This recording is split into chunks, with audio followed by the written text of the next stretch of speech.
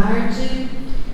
Quem estiver na ponta também, a gente está quase saindo, quiser vir para cá, fica à vontade. Vamos fazer a pedagogia de Ivone. Eu queria dizer assim, né, que nós estamos aqui meio que num estudo quase particular, né, nosso intensivo, aos nossos olhos, né, mas com certeza que nós temos muitos espíritos que estavam necessitando desse impulso, né, para esse assunto, né, delicado. Então, às vezes a gente pode achar que estamos em poucos, mas com certeza nós não estamos.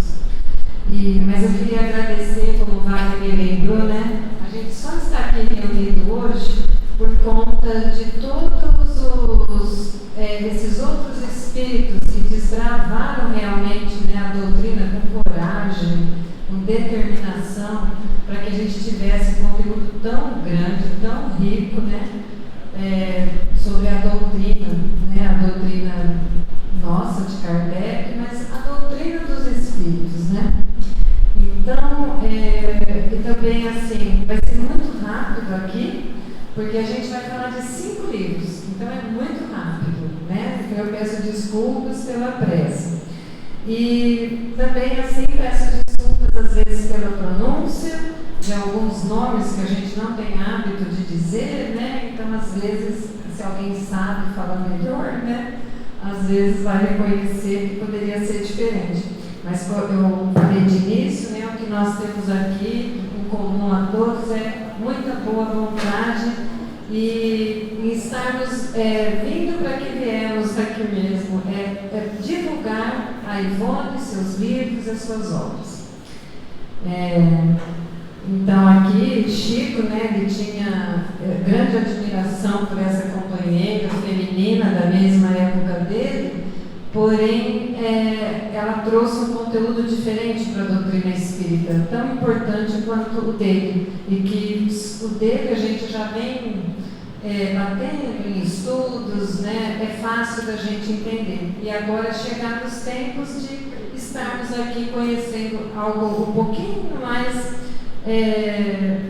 mais, como é que diria a palavra? Não é invasivo, mas íntimo, né, de cada um, que às vezes, como a Claudete falou, é muito feio, é pesado, não vou falar disso, tal, mas é isso.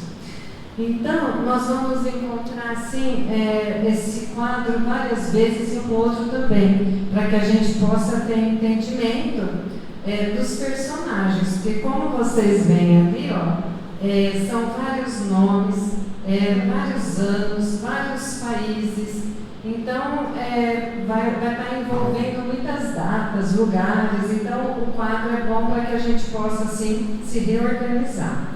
E eu vou começar aqui pelo livro Sublimação. A Cíntia mostrou uma capa de livro, mas acho que é porque essa é bem antiga, né? Então essa daqui a gente vai ver uma obra que não é totalmente deste assunto, mas nesta obra entra esse assunto. Então foi ali que eu retirei esse conhecimento. E aqui, Príncipe Sacaran e Lígia Bailarina, para que a gente idealize no pensamento quem são essas pessoas. Até, né, como a prece do Reginaldo, tão bonita, né? E ele falou, né, para que Ivone perdoe alguns dos nossos erros. E eu, mais que isso, eu peço licença, né, porque eu vou falar da vida dela, né, vou estar falando sobre a vida dela. Pode ser que eu não fale tão bem quanto ela gostaria, mas estamos transmitindo o que ela nos deixou. Então, para que a gente possa ter em mente, né, eu vou aqui rapidamente ler uma página aqui. Então, no Recanto da Ásia, encontramos o príncipe Sacaran, ele, o príncipe temido pelo povo por inúmeras maldades cometidas. Se transforma quando conhece o sentimento de amor através da linda grega bailarina com o nome de Lígia. Sua mudança causa inúmeros problemas aos seus adversários políticos. Lígia, que foi responsável por sua mudança, e ela acaba morrendo envenenada. e sem a sua amada ele se torna pior do que antes e procura loucamente pelo assassino da sua amada, né? Então, ficando aqui nele, só para a gente falar que na próxima encarnação dessa, ele renasce, mas ele renasce numa condição de um mendigo, ele é escravo, filhos de escravo, é portador da doença de lepra, e ele vive nas calçadas pedindo esmola, mas ele nunca reclama, ele é bem resignado, ele assim, ele sofre as penas e as leis que ele mesmo causou em vida anterior, e sofre numa cidade que já foi dele. Então, assim, ele chegou num ponto de resignação bastante grande para o espírito. Mas isso não era tudo, né? Era preciso reparar agora. E aí ele tem uma outra vida em Roma, né? Ele nasce em Roma, e só que essa vez, quando ele foi mendigo, essa presença espiritual feminina não acompanhou. Agora em Roma, sim, ela reaparece, e ele é muito culto, ele é orador, ele é político, é um cristão amado, mas ora às escondidas, né, nas catacumbas. Mas a Lígia, sempre muito bela, né? Então nessa encarnação, esse espírito que acompanha como esposa também muito bela, mas assim muito desejosa do trono. E ela então não consegue resistir algumas más tendências, e ela acaba traindo ele com adversários políticos, e ele então acaba sendo assassinado. Esses trechos que eu estou falando, eles têm muitas denúncias que nos livros vocês vão conhecer melhor, né? Porque ela meio que acaba facilitando para que o esposo seja assassinado e tudo mais. Aí depois, né, passam-se 19 séculos, ele, o príncipe, renasce novamente. Mas agora a espiritualidade afastou essa presença feminina para que ele pudesse dar um salto, né? E então passa-se 1900 anos. E com esses 1900 anos, nada dele mais lembra o príncipe. Ele é outra pessoa, né? Ele progrediu, ele compartilhou da beleza de todas as classes sociais, porque foram muito tempo. Então, ele educara, se espiara, sofrera, lutara, trabalhara, servira e amara. E seu amor, antes com Lígia, como era, né, de homem para mulher, agora não existe mais. É um amor espiritual, né? Então ele vive aquele hausto de amor por ela, mas não como mais companheiro, né, de casal, nada assim. E ele se renova-se para Deus, e no século XVI deu a vida ao Evangelho do Cristo com o nome Carlos Felipe II. Eu tenho que ter uma colinha aqui, porque é muito nome, é muito acontecimento, sabe? Senão eu me perco e vocês perdem a sequência, né? Aqui, então, é onde a gente já falou. E agora aqui, só para um detalhe, né? Os livros, como Proteção à Ivone pela Espiritualidade, isso foi um amparo. Essa trilogia, ela foi ditada para ela de trás para frente. Então, nós vamos começar com as Voragens do Pecado, porém foi o último a ser escrito por ela. E os espíritos tomaram esse cuidado para que ela não percebesse que ela se tratava da vida dela, né? Porque isso poderia prejudicar a saúde dela e tudo mais, e não teria conseguido ditar toda a trilogia. Então, só para uma curiosidade, para que a gente saiba. Nessa época também houve a reforma cristã, como a Olivia bem já explicou, né?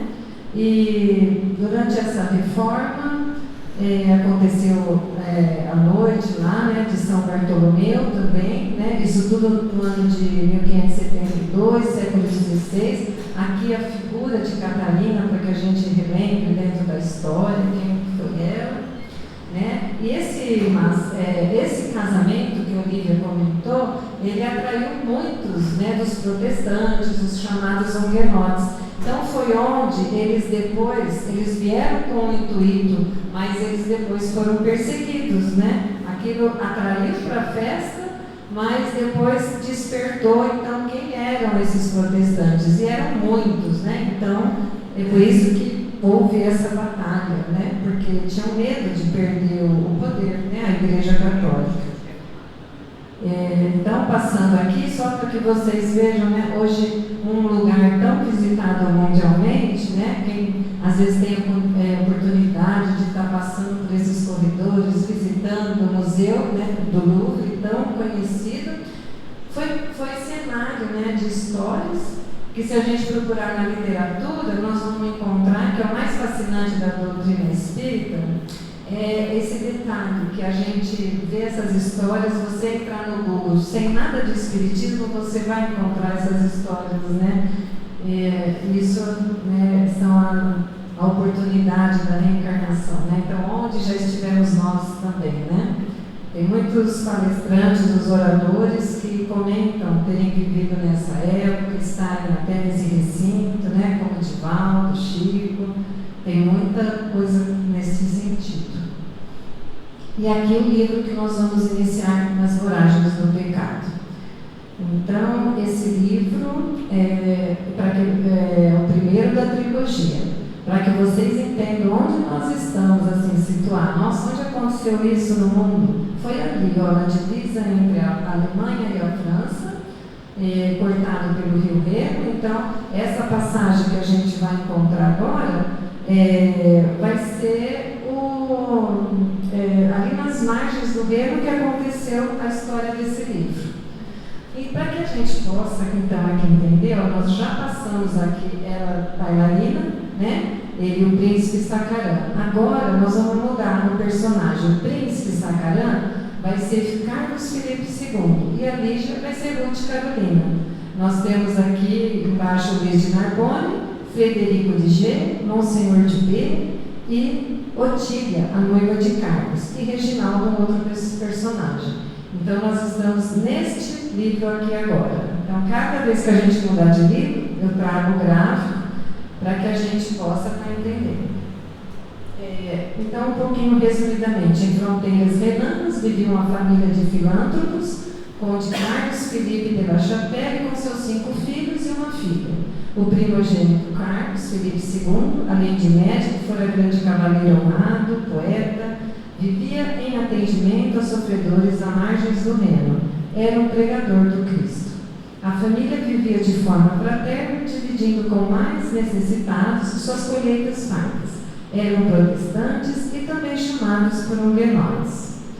Já havia passado muitos dias do terrível massacre quando o conde tomou conhecimento da atividade da família de La Chapelle. E num dia de domingo, como de costume, Carlos Felipe II realizava o culto pregando o Evangelho de Jesus. Toda a família estava presente, também todos os camponeses da região, menos a filha caçula Ruth Carolina. Seu pai e Carlos haviam levado para a casa de Otília, noiva de Carlos, já prevendo este ataque, né, e temiam por sua vida. Sem poder reagir, pegos de surpresa, ele estava fazendo o Evangelho de Jesus e fazendo exatamente o Sermão da Montanha. Então, esse último aqui, né, bem-aventurados que sofrem perseguição por amor à justiça, porque deles é o reino dos céus. A preocupação de Carlos era servir ao Cristo, né, não tinha outra.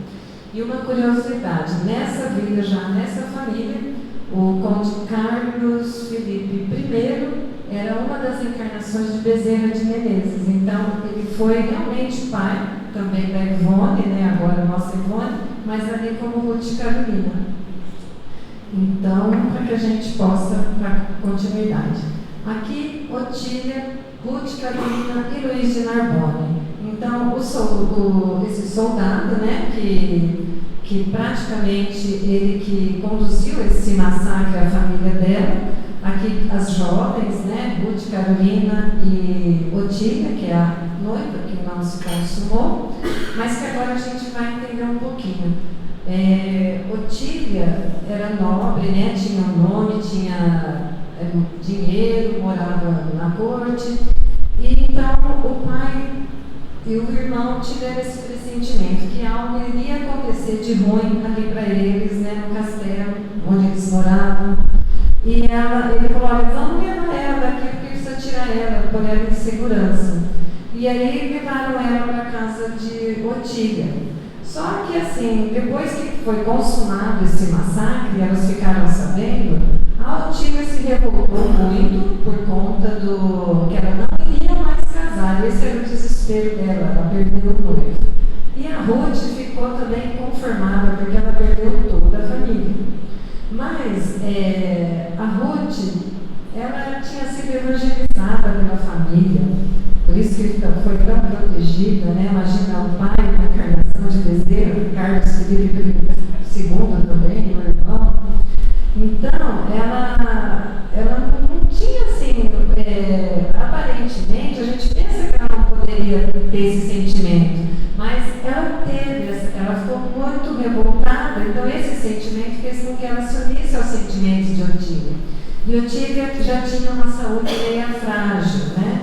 Então ela falou assim: olha, Ruth, se eu morrer, que ela logo começou a adoecer por conta disso, se eu morrer, você assume meu nome, minha herança, e você vinga a morte, né? Do Carlos e de toda a família, porque isso não pode ficar dessa forma. Então, assim, Ruth fez. Ela facilmente entrou nesse acordo com a Otília e consumou-se isso. Ela se passou por Otília e ela era muito bonita, ela chamava atenção. Facilmente ela conquistou um soldado, que era Luís de Narbonne. Aí eles casaram, só que ela era muito perturbada, dissimulada, ela dava muito trabalho, mas ele era um bom marido, ela sabia disso, mas o foco ela não podia perder. Às vezes ela entrava em dúvida, né, se deveria mesmo fazer isso ou não, mas aí ela acabou fazendo um pacto com a rainha Catarina de Médici, que elas tinham o mesmo foco. Luís de Narbonne foi um filho fora do casamento do rei, então a rainha não gostava dele e queria de qualquer jeito um dia exterminá-lo, com risco dele vir ao trono, né? Porque ele era reconhecido. Então, ela fez este pacto e atraiu, junto com a rainha, atraiu ele para o castelo, para uma conversa, alguma coisa. E o livro descreve muito bacana, assim, porque abre uma porta numa sala que a rainha já recebe essas pessoas e ele já é atirado de um calabouço. Então, nunca mais ninguém soube de Luís de Narbonne. Só que a hora que isso aconteceu e ela volta, né, cai em si, ela se arrepende, porque ela fala: nossa, eu amava ele, como eu pude fazer isso com ele? E aí ela se arrepende muito, mas agora já era tarde, né? Ruth já tinha sido prometida a um príncipe para a Alemanha, né, Frederico de G. E aí os serviçais avisam que Ruth está muito mal ali onde está. A rainha está quase já para desmascará-la, porque percebem a falta de Otília. Então, antes que isso acontecesse, esse Frederico de G vem da Alemanha, leva a Ruth para casa, né, casa-se com ela, tudo como o pai havia prometido para a família. Só que ela já estava muito doente, perturbada, ardendo em febre, delirando, e ela morre quase assim, já em estado de loucura. Então foi mais uma das encarnações que ela passa e não consegue realmente fazer algo de bom, né? E agora nós já vamos para o segundo livro, O Cavaleiro de Noviés. E vamos ali recuperar a memória, gente. Ó, a gente já passou aqui o príncipe Carlos Felipe II, depois agora ele vai ser o Padre Tom. A Lígia, né, que já foi Ruth, agora Berthe. Luís de Narbonne, agora vai ser Henri Lumière. E Frederico de G, que é o príncipe da Alemanha que veio buscá-la, agora é Luxemburgo.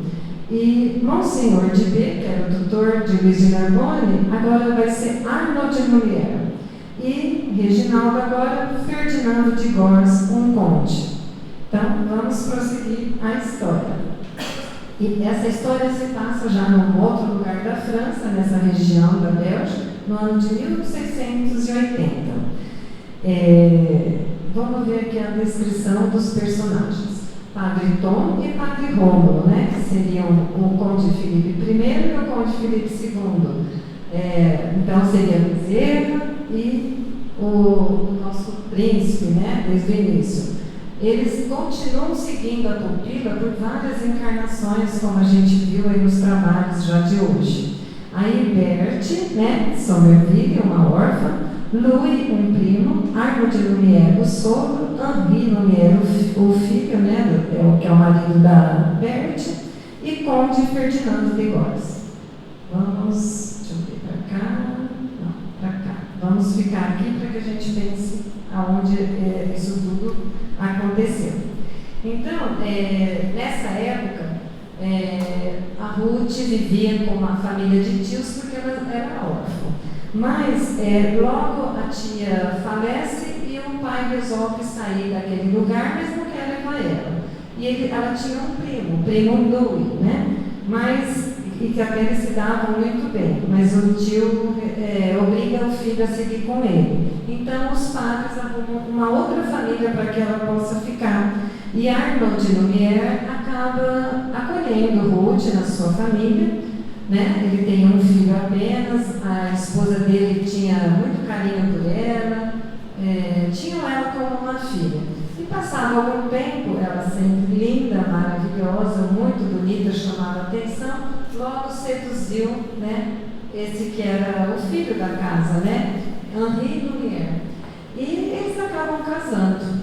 E passou um tempinho, estava tudo bem, esse Louis retorna ao lugar ali.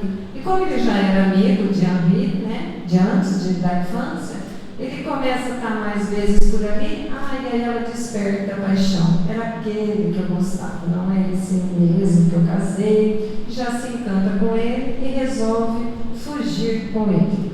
Então foge com o primo Louis para longe, né, deixa esse marido dessa forma. Então acaba traindo.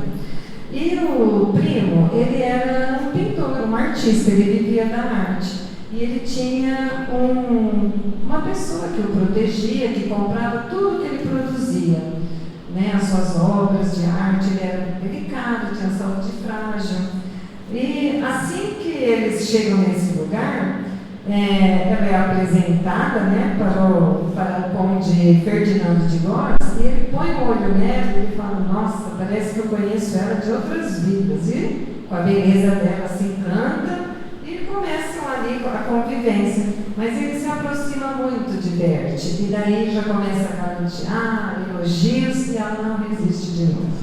Ela acaba traindo o marido novamente, e mais uma vez, né, e passa a ser amante do conde.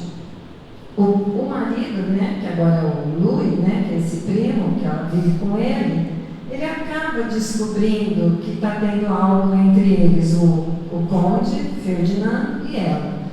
E adoece, mas antes de que ele adoeça, né, mais, ele fala: não, eu tenho que honrar meu nome, né, não posso assistir isso assim. Mas o que aconteceu antes do duelo? Está me esquecendo. O conde fala assim: olha, ele está tão ruim, ele não está quase produzindo obra nenhuma. Então, eu posso muito bem manter todas as despesas se você continuar me servindo. E ela acaba aceitando, né, para ter aquilo, né, morando onde está, tudo, ela acaba aceitando.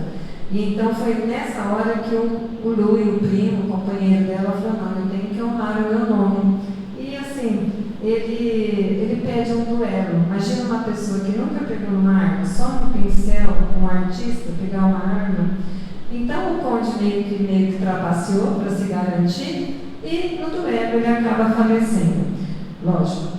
E aí a Berthe acaba sendo amante dele direto, está nas mãos dele, e ela precisa se livrar disso, porque ela fala: eu não amo ele, né? Quem não ama perdeu a vida por mim. Ela ficou inconformada com isso. E ela resolve então armar um jantar bem romântico, coloca um veneno no vinho do conde, e ele acaba morrendo. então ela tem mais essa morte, né? Que ela também causa, e ela já está ruim, doente, ela volta lá com os padres para se abrigar, se acolher, eles cuidam dela, mas a tuberculose acaba se agravando, né, muito, e ela morre, mas assim, já bem desorientada, quase meio com uma loucura. E tem uma frase assim que fala, mais uma vida dela, né, sem proveito, né, e com mais comprometimento, e a cada um será dada as suas obras, né? Então, segue, mas não teve um bom aproveitamento. Então, ela vem juntando, né, dívidas grandes, né? É muito transtorno para várias famílias. Então, aqui agora, voltamos no quadro para vocês reavivarem a memória. Olha lá. Então, de Príncipe, Carlos Felipe, Padre Tom, agora ele vai ser Vitor de Guzmán. Então, estamos aqui agora no século XIX. Então, já passamos 16, 17, agora 19. Ela, que já foi Ruth, Bertie, vai ser Andréa de Guzmán. O Luiz de Narbonne vai ser Henri Lumière. E agora, aqui, Arthur de Guzmán. Então, agora nessa passagem, ele vai ser Arthur, primo paralítico, né, da Andréa. Frederico de G já foi Luiz de Narbonne, agora vai ser o Alex, né? Não, já foi Luiz Stamburgo e agora vai ser o Alex, que seria o noivo de Andréa. Porque esses dois são irmãos gêmeos.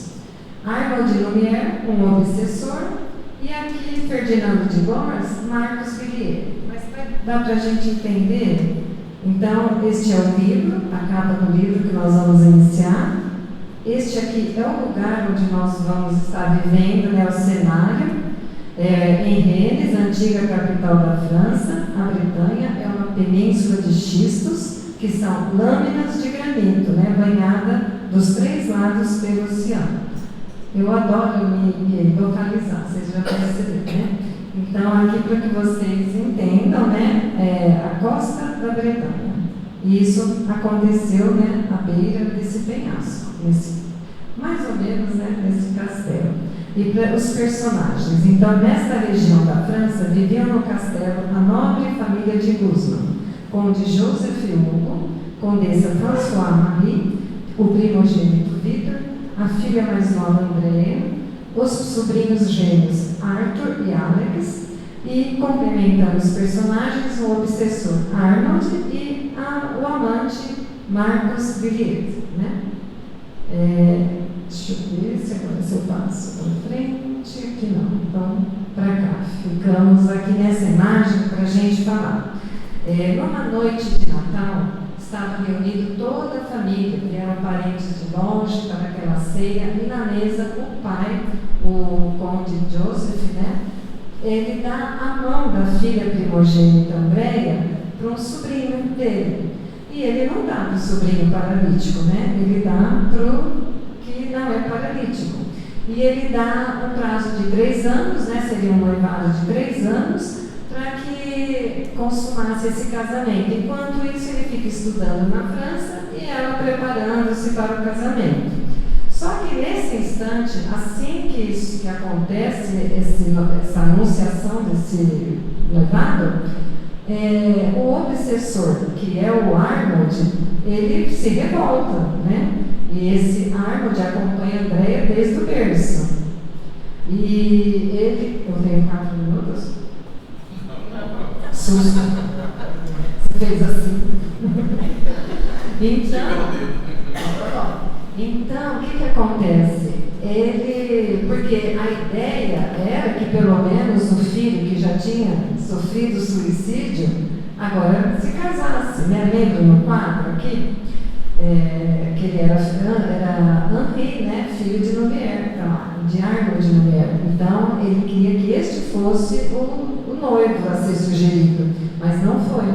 Então, o que o obsessor faz? Ele deixa a Andréa ali num estado que quem olhava falava, tá louca, né? Porque ele atirava ela no chão, ela gritava, ela dava as gargalhadas fortes, proferia uma voz, né, que ninguém sabia de onde estava vindo. Mas o irmão percebeu né,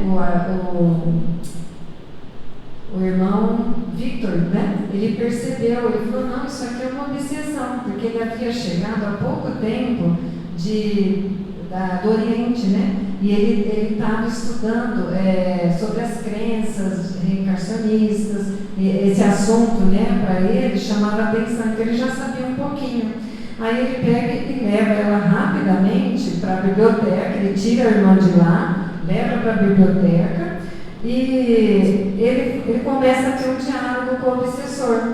Pergunta quem ele é e o obsessor fala, olha, eu sou Arnold e acompanho a sua irmã desde o berço. Eu tenho apreço por você, te conheço de outras vidas, né? Porque quando eles se conheceram, o Victor era o padre Tom, né, na verdade. Então eu falei, eu te dou crédito, mas eu atormento sua irmã desde o berço. Então ela era uma criança que ela não aprendia com facilidade, ela era muito desinteressada, ela era perturbada, ela tinha sono ruim. Então o pai e a mãe logo deixou ela aos cuidados dos funcionários. Ela foi meio deixada de lado, né? Os pais não deram a atenção que deveriam ter dado. E de pessoas que a amavam mesmo, ela tinha Vitor, os seus primos gêmeos, né? Arthur e Alex, mas só.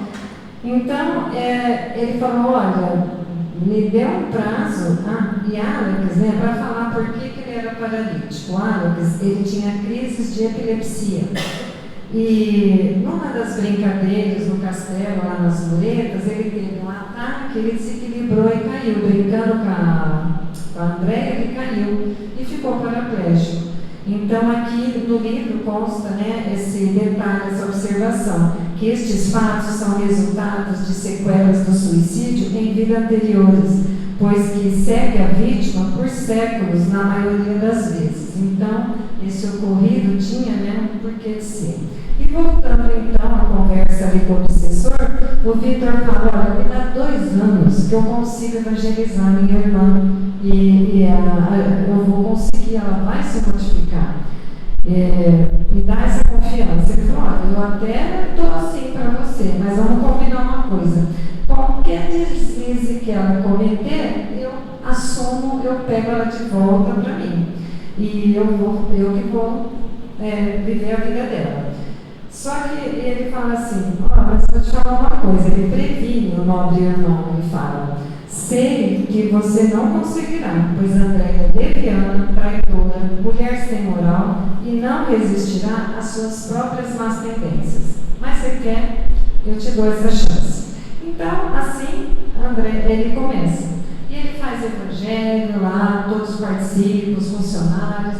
Ela muito concentrada, aprende, toca piano, né, durante os evangelhos que ele faz. E aí acontece com ela o que acontece com muitas pessoas também, né? Que já, às vezes nós já passamos por isso também. O seu enxoval estava sendo preparado e tal, só que ela melhorando, ela já começou a ficar mais rosada, mais bonita ainda, porque nessa encarnação ela também era muito bela. Ela podia ser perturbadinha, dava trabalho, mas era de uma beleza que notava-se. Então, o que ela fala? Ela já começou a ficar entediada, né? Durante os evangelhos ela já dormia, não interessava mais, ela pegava um sono, não tinha mais interesse. E aí ela descobre que porque ela ficava assim, nossa, eu podia estar lá em Paris, naquelas festas maravilhosas, tão divertida, como que ia ser bom e tal, né? Então ela ficava achando, o que será que eu podia fazer em vez de estar ali assim? Mas ela descobre que mudou um vizinho novo ali do castelo. E o vizinho era um bonito fidalgo, nobre, rico, Marcos Bilheiros. Aí, pronto, ela achou uma distração. E ela que tinha as funcionárias só para ela, convivia só ali, ela falou, leva um bilhetinho lá para ele, que ele vinha aqui me conhecer no jardim e tal, não sei o quê. E ele foi fazendo isso, ele se aproximou, né? Vinha, conversavam, até que eles viraram amantes, né? Ela começa a seduzir ele, e ele também gosta, ele se apaixona por ela. Eles se tornam amantes. E passam a se encontrar muitas vezes às escondidas, ali sem os familiares saberem, só que até com bastante encontros de intimidade. E o que acontece é que ela acaba engravidando, e só que Marcos, o vizinho, o amor dele é verdadeiro por ela.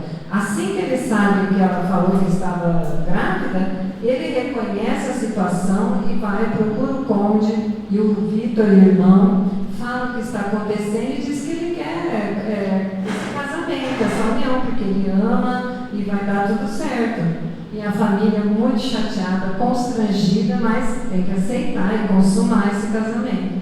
Mas a Andréia, ela fala assim, não, eu não vou casar, eu não amo ele, como que eu vou casar com uma pessoa que eu não amo? Aí ela fala isso tudo porque ela já estava induzida pelo obsessor, porque a qualquer deslize ele retornaria, então ele já estava no comando dela. E aí o que acontece? O primo Araques já estava lá, ela procura ele no castelo, ele já estava de volta por conta desse acontecimento, e ela tenta convencê-lo, ela fala, olha, vamos fazer o seguinte, nós não vamos aguentar suportar esse constrangimento familiar, você já pensou vergonha? Vamos cometer um duplo suicídio, eu e você, né? E a gente resolve isso. E ele assim ficou tão atormentado com tudo isso que ele tinha até aceitado já. Mas daí ela deu uns minutos ali para ele, que ele estava transtornado, e ele cochila. Quando ele adormece, a vozinha dele visita ele e fala, olha, o que você está pensando?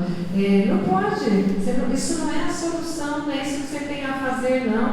E aí ele escuta também os pais que vêm a ele nesse intervalo desse pequeno sono, cochilo, e fala, olha, agora é o momento, chegou a hora de você poder reparar a dívida com seu irmão. Porque lembra que ele era o primo Louis, que fugiu com a Berthe, que era esposa do Henri, né? Que acabou não suportando e se jogou, né, do penhasco, cometendo suicídio. Então, o que ela faz? Ela fala, olha, agora seu irmão é paraplégico, ele só tem você, então você cuida dele. Quando ele despertou, ele já tinha isso resolvido. Eu vou correr atrás aqui do meu tio e do meu primo e vou explicar que ela está querendo se jogar do penhasco, mas quando ela viu que ele demorou, porque ele cochilou, ele não foi no penhasco, ela já foi. Porque com certeza o obsessor já viu que ele estava sendo amparado. Ele largou ele para trás e tratou de tormentar a Andréia. E daí correram os três atrás dela, mas ela correndo na frente, ela, lógico, conseguiu e se joga do penhasco. E aí eles falam assim, houve, além dos gritos, muitas gargalhadas do seu obsessor, dizendo ter se vingado, estava satisfeito. Então, Andréia acaba cometendo esse suicídio e carregando ali, né, uma criança, que ela estava grávida, e isso não foi bom novamente, né? Vamos ver aqui um resumo dessa história.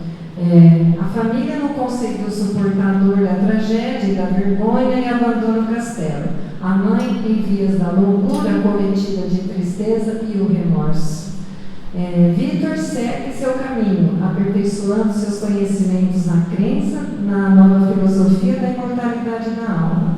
Alex segue cuidando do irmão até seu último dia de vida. Após a morte do irmão, consegue se dedicar à sua vocação religiosa e se torna padre. Marcos, após um tempo, se casa e sua primeira filha recebe o nome de Andréia, em homenagem ao seu grande amor. E Andréia, no plano espiritual, após um tempo da tortura, né, que estava vivendo, arrependimento e sofrendo pelo filho que esperava, em meio a muitas perturbações e alguns atenuantes, porque foi levada para o suicídio pelo obsessor e pede perdão ao irmão, dizendo: perdi-me no século XVI, vingando um crime cometido contra ti, que tanto amei, mas prometo reabilitar-me pela força desse mesmo amor. E Vitor responde para ela: há de reabilitar-se sim, pelo amor de Jesus que te estende a mão. Então, lá quando começamos o primeiro livro, né, ela foi ali que ela, a revolta e começou. Então, ela menciona isso. Então, esse é o resumo. Mais uma vez aqui, gente, estava falando.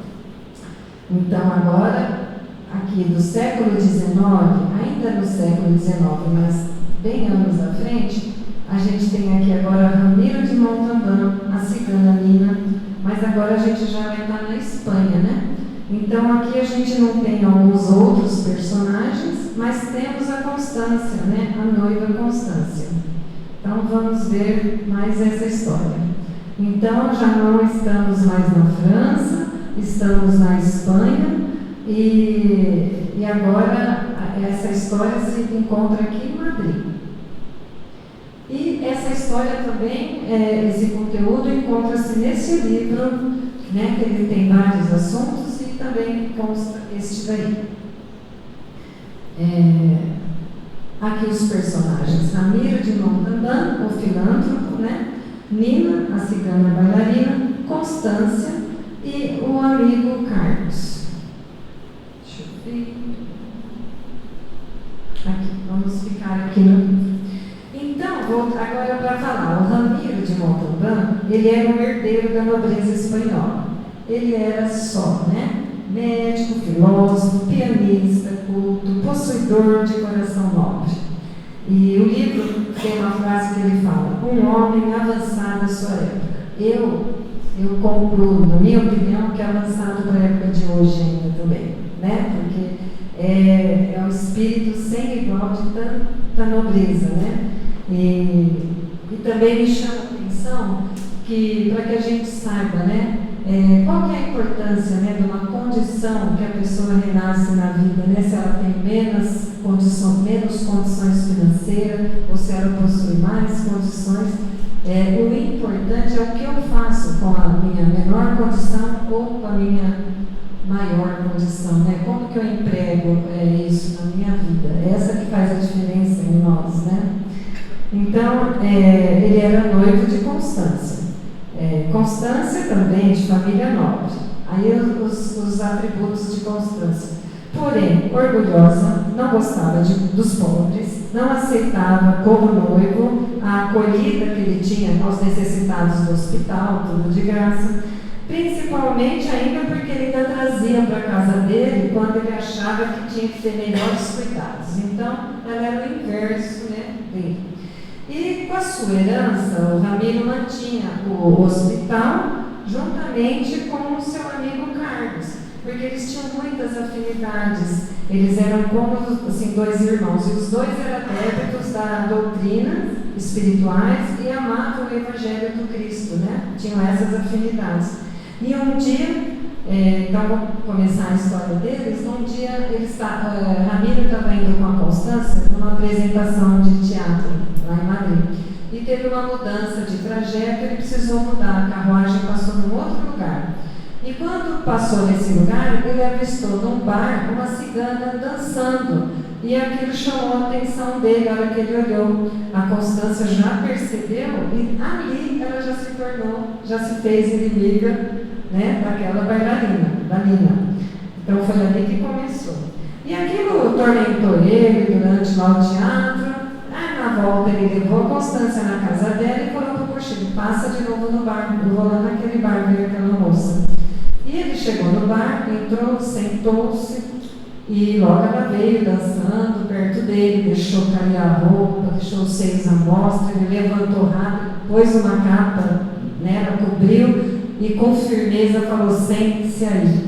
Aí ela sentou e ela falou: estou com fome e tal. Ele pediu uma comida. Logo veio o dono do bar e falou: não, levanta, tem que dançar. Aí ele falou: não, já vou pagar. Pagou uma grande quantia que ela poderia ficar a noite toda e ficou ali comendo, né, e conversando com ele. Enquanto ela comia, ele pôs a mão no rosto: nossa, está ardendo em febre, está muito doente.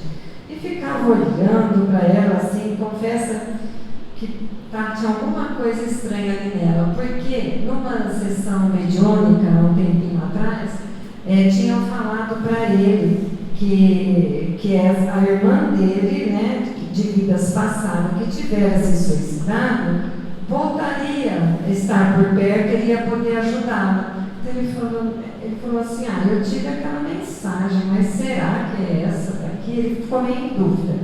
E ali depois, né, ele até inclusive fala para ele, olha, você está muito doente, quando você acabar aqui eu vou te levar para sua casa, e o cocheiro no dia seguinte vai te buscar e te levar no hospital, mas antes, né, de deixá-la lá, porque ela não estava entendendo muito bem, ela achou que ele ia querer alguma coisa com ela, então ele deixou bem claro quais eram as intenções dele para com ela, e assim aconteceu. Ele veio para casa e ele ficou muito pensativo, ele falou, mas ela tem tudo para ser uma vítima mesmo do suicídio, né, como falaram. Ela contou um pouco quem ela era, ela se chamava Eponina Vidigal, os pais morreram, foi entregue à companhia de dança, foi desgraçada por um fidalgo, engravidou e colocada na rua, o filho nascido morreu com 1 ano por falta de tratamento, ela era escrava do cigano do bar e ela tinha apenas 20 anos só de vida. E ele falou, puxa, né, para uma pessoa suicida, acho que eu estou vendo ela ali na frente, sem família, sem lar, sem amigos, sem recursos, sem saúde, e o que ela tinha muito era sem esperança, uma pessoa sem nenhuma esperança. O que ela tinha de bastante ainda era uma beleza fatal, ela era muito bela, e só que essa beleza arrastava ela vezes mais para a miséria moral, desonra e humilhação. Então, nesse livro ele também fala, o suicídio é um abismo que atormenta sua vítima durante etapas seculares. E assim aconteceu, a menina foi levada ao hospital, fez o tratamento, teve alta. Quando ela teve alta, mas precisava de mais cuidados, e ele já estava vendo ela como uma irmã, ele deixou ela na casa de campo com os funcionários, porque ele falou, se eu levar para minha casa, a Constância vai brigar. Então, falta 2 minutos? Nossa! Aí tinha me cortado tantos minutos. Bom, peraí, eu vou seguir o nosso apresentador. Aí o que acontece, né? Deixa eu voltar a minha mente aqui onde eu estava. Aí ela adoece, ela fica boa, mas quando ela fica boa, ela fala, amiga, eu quero voltar a dançar, eu não quero ficar aqui nesse lugar, afastado, sendo bem cuidado, mas agora eu vou seguir teus conselhos, vou dançar profissionalmente e tal. E aí ela entra num grupo de dança e no dia de aniversário dele, ele convida ela para vir. Ele está muito contente que ela está bem. Inclusive, no dia do aniversário, fala, não, senta aqui na mesa, dá até um anelzinho de presente para ela. Mas aí, a hora que ele faz isso, a Constância levanta e fala, não sou mais noiva, vai embora, acabou de levar. Ela fala, agora, quero mais, imagina, ela na mesma mesa que eu, né? E foi embora. E aí, o que acontece? Logo ela adoece novamente, vai cortar, gente, logo ela adoece novamente, é internada, mas a situação se agravou demais. Ela nem vai conseguir mais dançar. Então ele falou, já não tenho mais a noiva, teve alta, foi para casa ser cuidada pelos seus funcionários. E está ali aos cuidados, mas ele precisa viajar, né? Porque ele é uma pessoa bastante ocupada e ele precisa viajar num congresso, né? Rosa Crucianista, olha as coisas, né, que ele seguia. Então, ele nesse congresso, ele fica lá por um tempo, porque assuntos do hospital também, e ela fica aos cuidados. Só que a governanta já era amiga de Constância e fala, nossa, ele está longe. E se não tivesse essa moça aqui, você nem tinha terminado o noivado. Elas armam todo um plano que acaba colocando ela depois de volta para a rua. Lógico que ela já sai muito doente, cai no chão. O cocheiro, que era de confiança, já tinha sido demitido antes, ele rondando a casa para ver se o Ramiro tinha vindo, encontra ela por perto, caída, e leva para o hospital. Quando ele leva para o hospital, Carlos consegue escutar o que ela tem a dizer, cuida lá como ele pode, e ela adormece. Primeiro ela tem um sono, aí depois, na madrugada, ela já desencarna. Então não dá tempo. Quando o conde Ramiro volta, ela já faleceu, ele encontra lá o solar dele daquele jeito, se revolta, põe todo mundo para fora e volta morar dentro do hospital e trabalhando. Mas daí nessa época surge o livro dos espíritos, né? Chega na Espanha e ele e o amigo conhecem, né, o livro dos espíritos, e para a alegria dele, né, ele lê todo o livro e ele se interessa tanto que ele fala assim: nossa, eu vou voltar a Paris e eu vou conversar lá com o próprio autor dessa obra. Ele se interessou, olha que oportunidade, né? Que homem nobre. Ele volta lá, só que daí ele resolve ficar por lá um pouco, e aí ele aluga uma casa na mesma rua, né, de Allan Kardec, passa a participar dos estudos. Ele fica lá por um ano. Eu acho que ele já conhecia ano sabático, né? Então ele fica lá um ano sabático lá, só estudando, só dedicado aos estudos. E agora, né, depois de um ano, ele resolve retornar. Mas com 2 meses que ele estava lá estudando, já recebe uma mensagem da Nina. Ele fala assim, ela fala que pede perdão a ele, né, pelo o que ela tinha feito em outras vidas, mas ele consegue agora em espírito reconhecer o sofrimento que ela causou, viveu e fez mal a tantos que amavam, né? Então Ramiro fica mais contente e volta de novo para a Espanha. Só que daí, igual a todos, né, quando se informam, né, de conteúdo sério, ele aprende a fazer a beneficência. Então ele volta para a casa dele, ele abre o solar, ele volta a tocar nos pianos, só que ele arruma um solar só para receber os necessitados e acaba ajudando o amigo que tem um orfanato. Então ele muda, né? A caridade dele é feita de outra forma. E aí um dia ele lá lendo o livro, né? Olha rapidinho, já vamos terminar. Ele lendo o livro, ela reaparece para ele e fala assim, olha a menina, estou com 3 copos já. Aí ele recebe a Nina e ela fala assim: olha, eu estou tão bem, tudo, mas sabe o que eu acho? Que eu tinha que reencarnar de novo. E eu podia ser sua filha, porque se eu fosse sua filha, você como pai, com a sua energia de pai, você ia me repreender, você ia me educar, e aí você ia poder me dar religião, me dar moralidade, autoridade, severidade de um pai, né, que a gente necessita para a evolução. Aí você poderia fazer tudo isso. Aí ele falou: imagina, eu nem tenho esposa, eu precisaria me casar. Ela falou: lógico, para acontecer isso, eu preciso também de uma mãe, né? Ele falou: então. Ela falou: então, casa com a Constância, porque ela não amava você há séculos, porque vocês não esquecem que a Constância foi a Otília, né? Você vê, às vezes a pessoa pensa que não vai casar, não vai casar, é só ter paciência, esperar alguns séculos, que é como acontece. 285 anos depois, 285 anos de espera, e aí acontece o casamento tão aguardado por Otília, né? Demora um pouquinho, precisa ter paciência, né? E aí ele fala assim: nossa, será? Ela fala: sim, não, escreve aí, eu vou ditar. Ela escreve, dita para ele uma carta bonita, pedindo ela em casamento, e ela falou: olha, compra uma ramalhete de flor também, dá junto. E aí ele fez isso, e a Constância, gente, ficou numa alegria, aceitou de primeira. E falou: caso sim. Aí eles se acertaram, se casaram, tiveram uma filha tão esperada, principalmente por Ramiro. Ele promete a Deus seu máximo esforço de encaminhar essa alma amada. Dom Ramiro, que foi pai devotado, fiel, Constância teve que embalar e alimentar com o próprio sangue no seu seio, né, essa filha que chegou. E assim é a reencarnação, ensejo bendito previsto na lei de Deus, para os trabalhos de reconciliação, progresso, aperfeiçoamento do Espírito.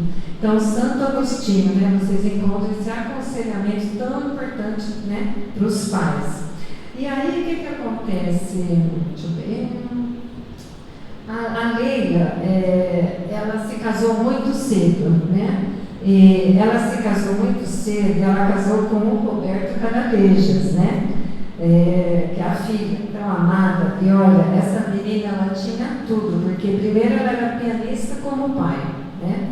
E ela foi educada, ela era culta, mas ela era de alma imatura, que se refere. E ela não consegue, ela estava lá em meio a essa vida, já com uma filhinha, Lalita, né? Mas ela abandona o marido, porque ela acaba com a sua beleza, acaba seduzindo uma outra pessoa que também tocava muito bem piano, e ele também seduziu ela, e ela sai para as aventuras, para fazer grandes concertos, e passa muitos sofrimentos por onde passou. E aí, como sempre, ela volta, né? E ela volta, só o pai está lá esperando por ela, né? Mas ela muito perturbada. O pai fala: olha, eu de novo estou pronto aqui, porque a mãe voltou para um outro solar que tinha, desconsolado, só o pai estava ali. A Lalita e o esposo tinham morrido com tuberculose, então não estavam mais. E ela, então, muito perturbada por tudo ela que tinha vivido, é tomada de loucura, egoísmo, ela planeja a própria morte. Não temos mais uma obsessora induzindo ela, e sem pensar em seu pai, deixa uma carta e se atira nas águas do rio. E então, aqui, olha, como foi um ato da vontade, sofreu todas as impressões, né? Então, como a Claudete tinha se referido, né? Aquilo que ela então podia estar vivendo, ela assistia todo esse sofrimento do funeral, né, da decomposição do corpo, quando o pai tinha que ir lá reconhecer o sofrimento desse pai fazendo isso. E chegamos ao fim dessa trajetória de vida de Ivone. Após essa reencarnação, seu espírito precisou reencarnar, né, para ter a sua vida dedicada a contribuir com a doutrina espírita, e concluiu, né, ela conseguiu isso. Muito bem dedicada. Agora, olha que importante essa frase do Evangelho. A obsessão é uma ação persistente que um espírito mau exerce sobre o indivíduo e apresenta caracteres muito diversos, desde uma simples fluência moral, sem perceptíveis sinais exteriores, até a perturbação completa do organismo e das faculdades mentais. Oblitera todas as faculdades medianímicas da mediunidade escrevente e se traduz pela obstinação em um espírito em manifestar com exclusão de todos os outros. Então, assim, até a influência moral. Então, muito importante que a gente, como a Claudete falou, não julgar, né? Porque isso, porque aquilo, porque a obsessão, ela é algo que ela consome todo o espírito. Então, isso é muito importante, né? Quando a gente tem a responsabilidade de sermos pais, né? Aqueles que Deus nos confiou, da gente ter um olhar, né? Como que é gratificante a gente poder ter esse conhecimento. E a gente chega ao fim do nosso seminário, e o intuito todo meu, principalmente, também de todos nós aqui, é de manifestar o desejo de conhecer todas essas obras, estudar, não só essa, mas todas, né, que a gente tem, de todos esses mencionados aqui. E tarefa muito importante da Ivone, né? Porque pelo que a Cíntia falou, aquele grupo de amigos que ela tinha, né, gente, é de primeira linha, né? Então a tarefa era realmente importante. E se a gente não fizer isso por nós, assim, de buscarmos conhecimento, ninguém fará. Então isso é uma coisa muito individual, que só nós fazemos por nós mesmos, né? Que é o aprender. Então, nosso intuito é esse, né? Eu acho que a gente quis trazer isso para a nossa casa. Eu acho que a partir desse seminário nós vamos poder ter outros estudos mais, né? Vai manifestar a vontade das pessoas. E eu agradeço a oportunidade. Quem que vai agradecer?